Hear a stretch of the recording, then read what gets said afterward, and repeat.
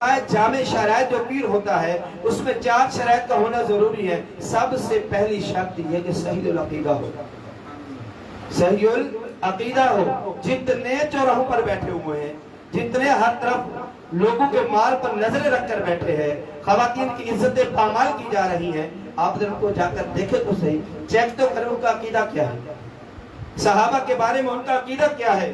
اللہ نے صحابہ کرام کے جنتی ہونے کا وعدہ کیا ہے، اللہ نے سب سے راضی ہونے کا وعدہ کیا ہے۔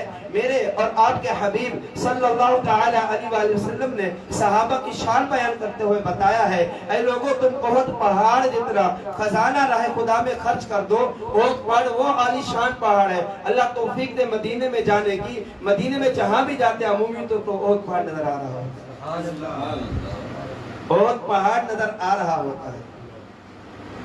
تو اگر کوئی غیر صحابی احد پہاڑ جتنا خزانہ خرچ کر دیتا ہے، اور صحابی رسول ایک مد، ایک پیمانہ، ایک مخصوص پیمانہ، ایک پاؤ، آدھا پاؤ گندم راہ خدا میں خرچ کر دیتا ہے، احد پہاڑ والے کی بنسبت اللہ صحابی رسول کو زیادہ اجر و ثواب عطا کرتا ہے۔ وجہ کیا ہے؟ نسبت رسول۔ سر کی آنکھوں سے میرے اور آپ کے نبی کی زیارت کی ہو، اسی حال میں دنیا سے چلا گیا ہو، نیک اعمال نہیں کی ہیں، صحابیت کے مقام اور مرتبے پر فائز ہو گیا ہے۔ اللہ نے کوئی شان عطا کی، لوگ ان کی شانوں میں، لوگ ان کے بارے میں زبان تان دراز کرتے ہیں اور دعوے کرتے ہیں ہم پیر ہیں۔ یہ پیر نہیں ہے، لوگوں کے عقائد، لوگوں کے نظریات، لوگوں کے اعمال کو برباد کرنے کے در پہ۔ اب یہ میری اور آپ کی ذمہ داری کہ ہم کس کے پیچھے جا رہے ہیں۔ سب سے پہلی شرط امام اہل سنت نے فرمائی ہے، صحیح العقیدہ ہو، صحیح العقیدہ مسلمان ہو۔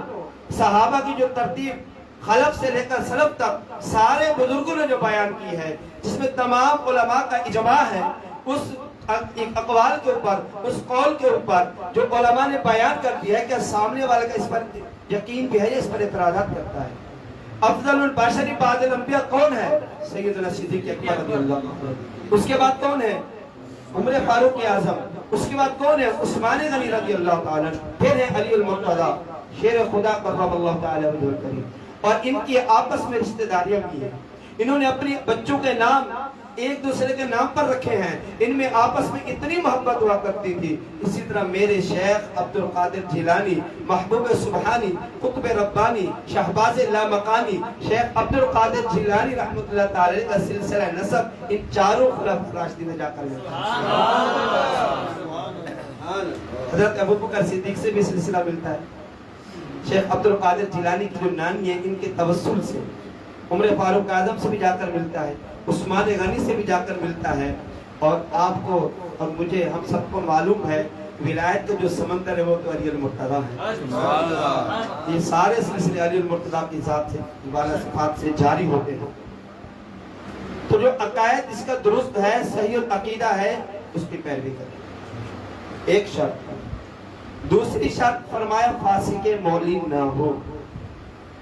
پیر بنا ہوا ہے، جب نماز کا ٹائم ہوتا ہے نماز معاف، جماعت کے ساتھ نماز پڑھنا واجب، نماز ویسے فرض، دونوں کو ترک کر کے بیٹھا ہوا، میں مدینے میں جا کر پڑھوں گا یا وہاں جا کر پڑھوں گا، میں قلبی رابطے نہیں، کوئی قلبی رابطے نہیں۔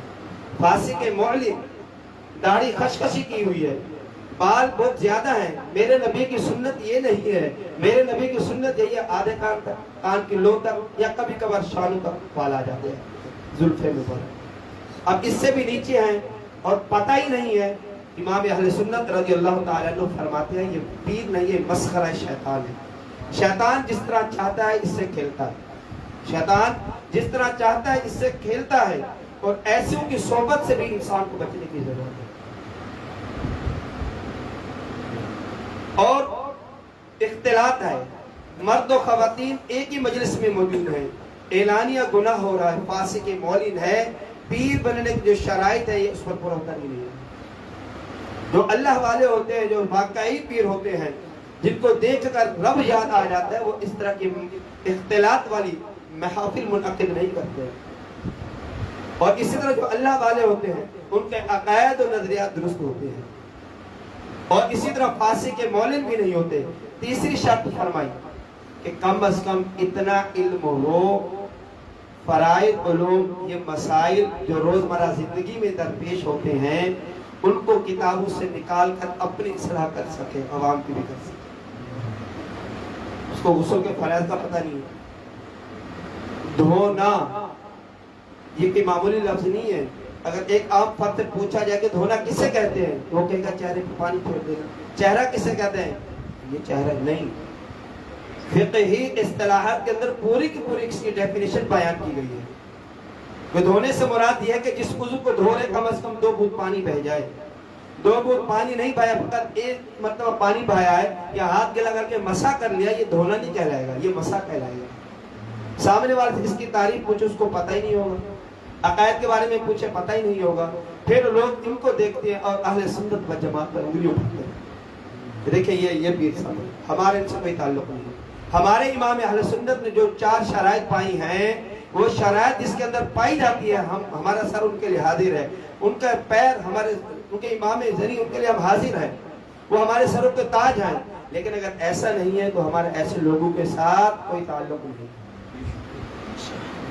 اتنا علم ہو کہ کم از کم فرائض مسائل جو ہے جو روزمرہ زندگی میں درپیش ہوتے ہیں یہ بیان بھی کر سکے، نکال کر کے لوگوں کو بتا سکے اور اپنی اصلاح بھی کر سکے۔ چوتھی شرط فرمائی کہ اس کا سلسلہ طریقت میرے اور آپ کے نبی کی ذات سے جا کر ملتا ہوں۔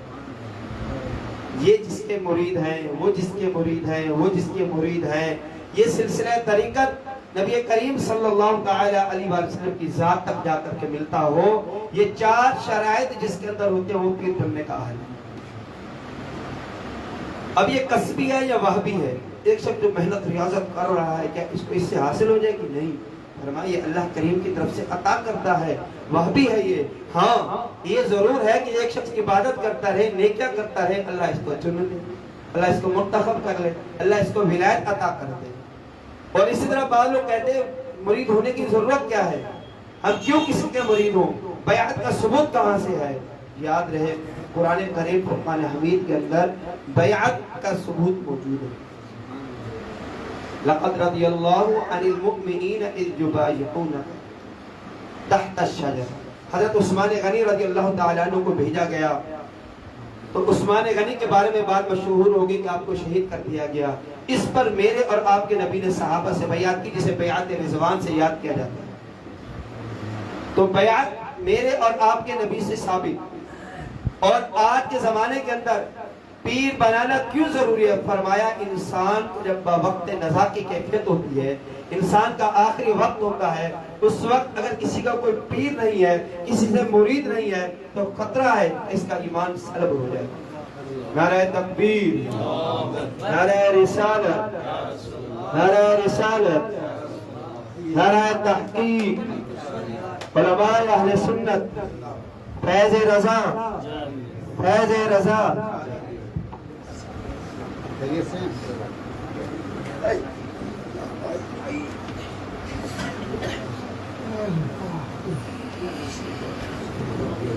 میں بزم نور مجسم کی جانب سے قبلہ شیخ طریق اور اعلیٰ حضرت فاضل بریلوی نور اللہ مرقدہ کے خانوادے سے تعلق رکھنے والی بزرگ ہستی کو، ہمارے علاقے کی جانی پہچانی شخصیت کو خوش آمدید کہتا ہوں۔ اللہ کریم ان کا سایہ ہمارے سروں پر قادر قائم ہو جائے۔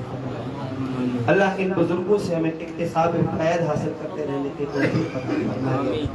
اللہ تبارک و تعالی درازی عمر بالخیر عافیت کے ساتھ عطا فرمائے۔ تو کہتے ہیں کہ بیعت اور مرید بننا ضروری نہیں ہے۔ بڑے بڑے بزرگوں نے اس پر کلام کیا ہے اور فرمایا ہے کہ اگر کوئی شخص اس طرح کا عمل اختیار کرتا ہے کہ مجھے ضرورت نہیں ہے، فرمایا ایسے شخص کے لیے خوف ہے بوقت لذا اس کا ایمان سلب ہو جائے۔ اور میرا اور آپ کا جو سب سے قیمتی سرمایہ ہے وہ ایمان ہے۔ قیمتی سرمایہ ایمان ہے۔ اگر ایمان ختم ہو گیا، ایمان چلا گیا، ساری کی ساری عبادت اور ریاضت سب کے سب ختم ہو گیا۔ تو اسی لیے یہ 4 شرائط جس کے اندر موجود ہوں